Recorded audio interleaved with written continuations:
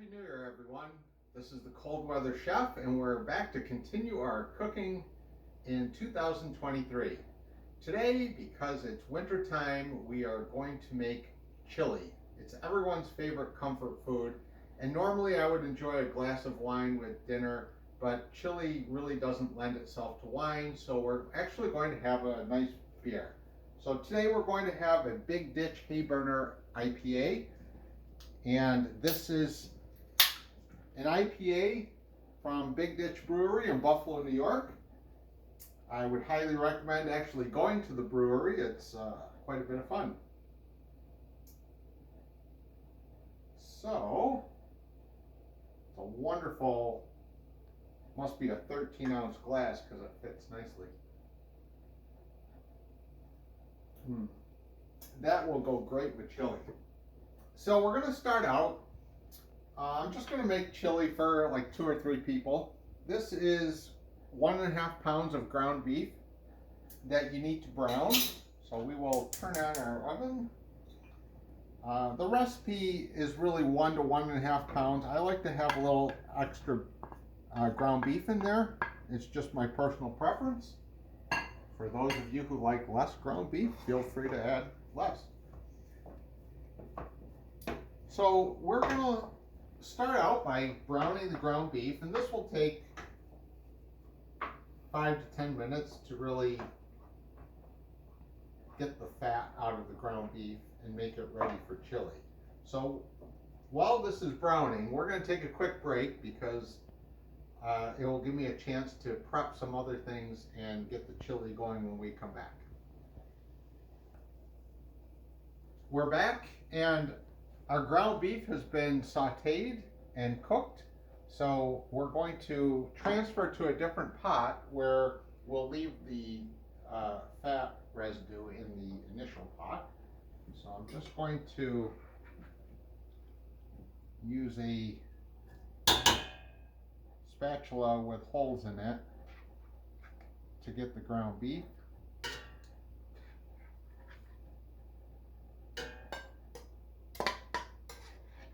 Which is not nearly as easy as it looks.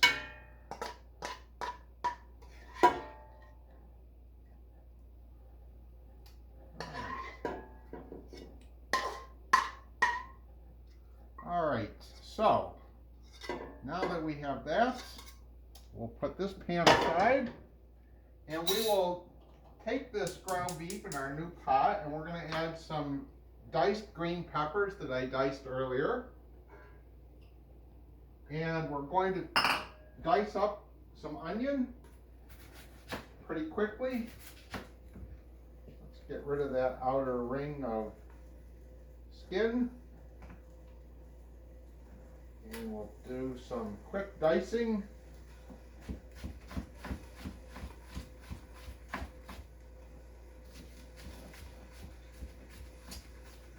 Onions add a lot of flavor, so don't be shy when you're adding onions to a meal. That's good, just a large dice is fine.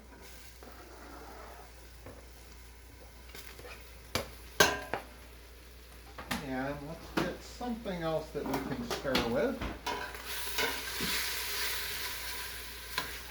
All right.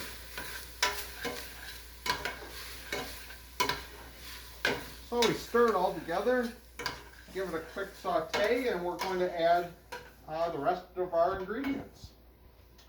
So we have a can of stewed tomatoes. We have a can of tomato sauce. We have a can of red kidney beans that needs to be drained. So I'm going to come over here, do a quick drain of the kidney beans in my colander.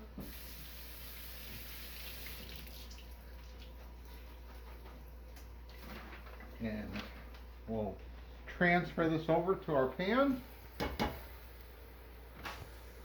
Let us stir that up a little bit.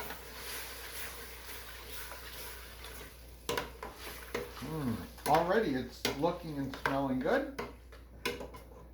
We're going to have a little garlic because garlic goes with everything.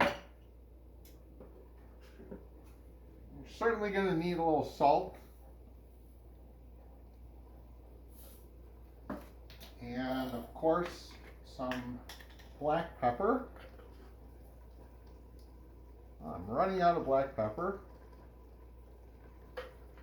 And we're going to use the hot chili powder from McCormick's today. And I'm just going to dump in the whole thing. And stir vigorously.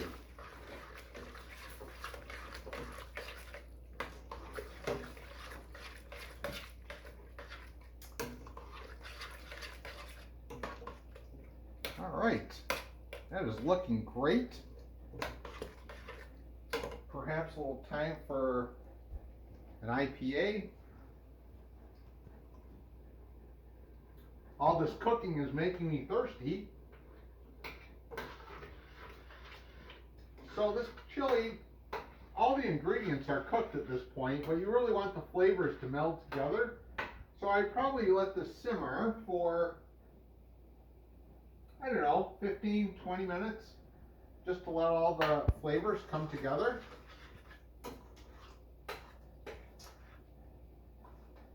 And then we will finish it up. So we'll come back in about 15 or 20 minutes.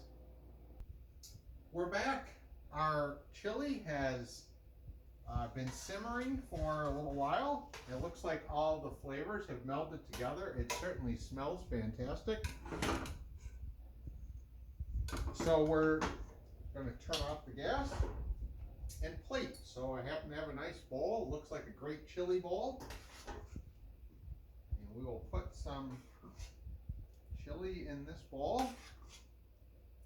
And of course, we're going to top it with some shredded sharp cheddar cheese.